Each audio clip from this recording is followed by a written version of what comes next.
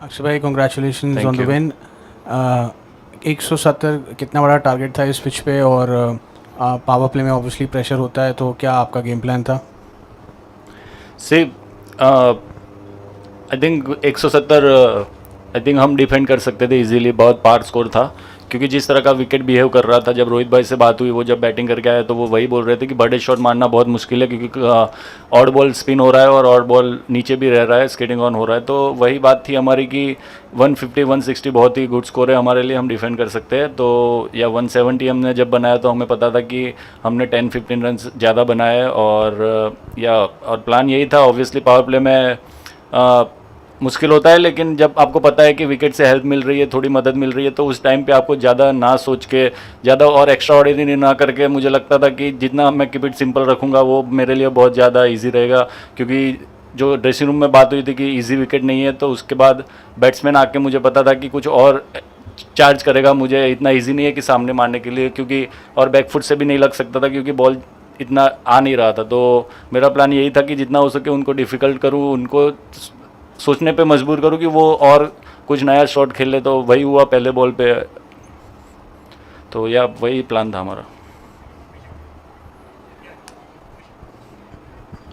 आप जब बैटिंग करने गए थे तो आपको भी कुछ महसूस हुआ होगा कि पिच कैसे कर रही है, और क्या बाकी टीमों की अपेक्षा इंग्लिश टीम और ज़्यादा भारतीय स्पिनरों के सामने परेशान हो जाते हैं उनके बल्लेबाज? हाँ, सी ऐसा तो नहीं कह सकते कि ज़्यादा परेशान हो जाते हैं कि ऑब्वियसली जिस दोनों के सेम पिच है वही है, और वो ज़्यादा मुझे नहीं लगता था कि परेशान हो जाते हैं। ऑब्वियसली प्रेशर की बात है उस टाइम पे, और जब आपने स्कोर लगा दिया हो और आप जब चेस कर रहे हो तो वो प्रेशर में आपको पता है कि विकेट थोड़ा हेल्प कर रहा है बॉलर को। तो एज अ ओपनर्स जो टॉप 4 में खेलते हैं तो वो वही सोचते हैं कि जितना हो सके हम पावर प्ले का फ़ायदा उठाएंगे तो वो रहेगा। तो मुझे लगता है कि वही उनकी सोच वही होगी कि पावर प्ले में फ़ायदा उठाने गए, बट सक्सेस नहीं मिला ऑब्वियसली। बट वैसा मुझे नहीं लगता कि इंडियन के सामने वो आई थिंक ज़्यादा प्रेशर महसूस करते हैं। और मैं बैटिंग में गया तो ऑब्वियसली मुझे पता था, जब फास्ट बॉलर भी डाल रहे थे मुझे, सब आके स्लोअर डाल रहे थे, और मुझे पता है कि वो स्लोअर डाल रहे, उसके बाद भी मैं नहीं मार पा रहा था, और जो चाहिए वो स्पीड से बॉल आ नहीं रहा था, तो मैं कनेक्ट सही से नहीं कर पा रहा था। तो ऑब्वियसली उससे भी मुझे क्ल्यू मिला कि क्या कर सकते हैं क्या नहीं कर सकते। जितना क्या आप जोर से डालोगे वो इजी हो रहा था, जो उन्होंने लेंथ बॉल डाले वो सब इजी हो रहा था। तो अच्छे एरिया पे डालना बहुत ही इजी था। अच्छे एरिया पे डाल के मुझे लग रहा है कि आप किसी ने मारा नहीं है मुझे लेंथ बॉल पे, जो भी अच्छा बॉल गिरा है। तो अच्छी लेंथ और लाइन पे डालना बहुत ही इंपॉर्टेंट था, तो वही मैं महसूस किया, और जब पावर प्ले में आया तो मैंने वही किया। अक्षर, आपका first first first ball of every every over wickets मिला, उसके बारे में बोलिए। और ये पिच में SVEEP and reverse sweep better option है क्या? बड़ा शॉट मारना मुश्किल होता है। आई थिंक से फर्स्ट बॉल पे विकेट मिला, वो तो प्लान नहीं किया था कि फर्स्ट बॉल पे ही विकेट मिलेगा, तो उसके लिए कुछ नहीं, मैं अपना माइंड सेट यही था कि मुझे अच्छी जगह पे डालना है। और मुझे ऑब्वियसली जब आप नॉकआउट्स खेलते हो तो उस टाइम पे आपका माइंड सेट ये होता है कि आपका फर्स्ट और लास्ट बॉल, जब आप ओवर की शुरुआत और फिनिश अच्छा करें, तो वही माइंड में था। और ऑब्वियसली हर बार जो अच्छा हुआ विकेट के साथ तो वो प्लस पॉइंट था। और स्वीप रिवर्स स्वीप मुझे लगता है कि बड़े शॉट मारना भी मुश्किल था और स्वीप रिवर्स स्वीप मारना भी मुश्किल था, क्योंकि इस विकेट पे कोई बॉल नीचे रह रहा था तो इतना इजीली आप कनेक्ट नहीं कर सकते हर बॉल स्वीप रिवर्स स्वीप, क्योंकि बैट्समैन के माइंड में भी डाउट रहता है कि अगर स्वीप मारने जाऊँगा बॉल नीचे रह गया तो पैड पे खा सकता हूँ। तो वो डिपेंड करता है कि आप लाइन लेंथ क्या डालते हो। मोस्टली हमारे स्पिनर ने सब स्टम्प टू स्टम्प रखा था, तो इसलिए स्वीप रिवर्स स्वीप मारना बहुत मुश्किल था इस विकेट पे। और सामने मारने के लिए जितना हो सके उतना सामने मारना पड़ता है, लेकिन जितना हमने वीडियोस देखे उनके बैट्समैन थोड़ा बैकफुट पे रहते हैं, तो इसलिए उनको इतना इजी नहीं मिल रहा था कि आगे थोड़ा पाँव निकाल के खेलना पड़ता है इस विकेट पे, जिस तरह की विकेट थी। तीनों स्पिनर शानदार प्रदर्शन कर रहे हैं। आपको लग रहा है कि ये जो वेस्ट इंडीज़ की पिचेस हैं, आप लोग बहुत ज़्यादा एक दूसरे से बात करते हैं कि किस तरीके से बॉलिंग करनी है? आपका अलग स्टाइल है, कुलदीप का अलग स्टाइल है, लेकिन एक दूसरे के साथ बात करके, क्योंकि कहते हैं ना पेसर हंट इन पेयर, आप लोग हंट इन ट्रायो कर रहे हैं।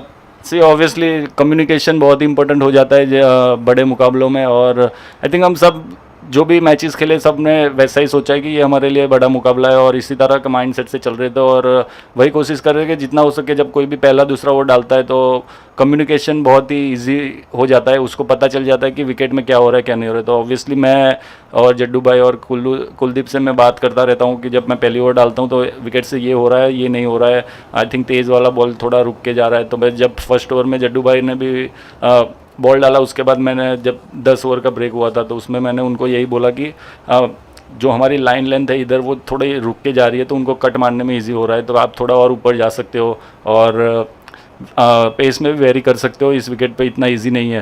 तो आई थिंक उसके बाद उन्होंने अच्छी बॉल भी डाली। तो या कम्युनिकेशन बहुत इंपॉर्टेंट रहता है, तो और वही हम करते रहते हैं कि इन बिटवीन द ओवर्स और जब भी टाइम मिलता है। We'll now take questions from the Barbados Media Hub. Please go ahead. K.R. Nair from the Media Hub. You won't see me. The question is, last match you had a great catch and now a great spell. How does it feel on that, contributing to this win? Yeah, obviously it feels very good when you performs and team wins, and I think not a good idea to perform on a knockout match and you got a man of the match. So obviously feeling good, and most of the I'm feeling good about that. We win the match when you perform, and if team doesn't do well, then it doesn't matter. So I think feeling good. We close to the one step and close to the trophy. So yeah, feeling good. Thank you very much, Akshay, for joining us. Thank you. Go ahead. Joss, what are your immediate reflections on that? Yeah, disappointing. I think we were outplayed by India. They fully deserved the victory. So, I thought they had an above par score. Was hoping to restrict them to sort of 145, 150 probably on that pitch. So, it was always going to be a tough chase from there. Do you think that was a failure of plans or execution? A little bit of both. I thought they played well as well. I thought we bowled a little bit without luck in the power play. A few close calls there. But yeah, I think and benefit of hindsight and reflecting, I would have got Moeen in the game, of course. So yeah, sort of bits and pieces here and there. Obviously, with hindsight again, is there anything you would have done differently in selection or at the toss? Not at the toss. I don't think that was the difference between the two sides. We thought long and hard about selection, about whether we kept the same balance that we'd been playing with that had been working well, or did we need four seamers on that particular wicket. So I think that was a really tough call that we made. We ended up sticking with what we had, but I think India played a really good game of cricket. Whatever team or whatever happened at the toss or whatever, they were going to be a tough team to beat, and we had to be at our best if we were going to win the game, and we were short of our best today. Appreciate it straight after the defeat, but how do you reflect on the tournament as a whole and reaching this stage and the time of elimination? Yeah, I think reaching a semi-final of a World Cup is an achievement. We wanted to obviously go all the way. That was what we came here for. We faced lots of challenges and adversity throughout the whole tournament, and we've stuck together well and played well enough to get to this stage. But unfortunately, at this stage, we've fallen short. Do you feel like the team is still making progress, and or are there going to have to be big changes after this? No, I think I look back to sort of Leeds when we all met up. I think everyone has made progress, and we've played well, and not well enough. But I think the stuff that we've been doing behind the scenes, the way we've prepared, the way we've trained, the way we've played in patches has been really good. And there's a lot of talent in the team. And yeah, we came up against a top team today in these conditions. Just in terms of what comes next, obviously there's a long time until you next play. What will you sort of reflect on in those few months? To be honest, I'm just looking forward to some time away from the game. I think sit here, emotional after a loss. You don't need to sort of dive too deep into it right now. I just look forward to some space from the game. Vijay, go ahead, please. Just the ball was turning viciously, and there were close infielders very close to the bat, and ball was also staying low. At any point of time, did you feel like playing in India for a test series? Although you were not there in the test series, but did it feel like an Indian pitch? I think everyone knew what to expect from this wicket. I think traditionally the bounce is low, and I thought India played really well, and they played the conditions better than we did. And if I can take the liberty to ask you, any thoughts on the final? Who could be doing well?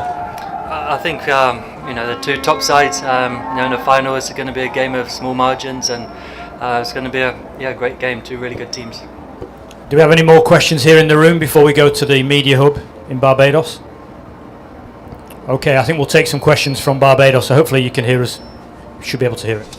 Yeah, I think it's, just sat here and taking in the defeat. It's very much thinking about this game and what happened. And yeah, I think, like I say, there's some time between today and the next matches, and we can see what happens.